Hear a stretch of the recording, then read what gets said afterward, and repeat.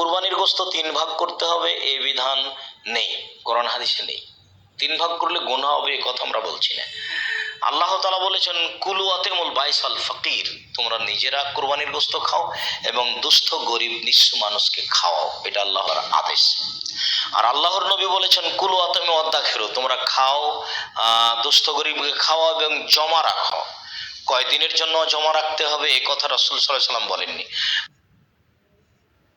অনেক দিন পর্যন্ত আপনি জমা রাখতে পারেন।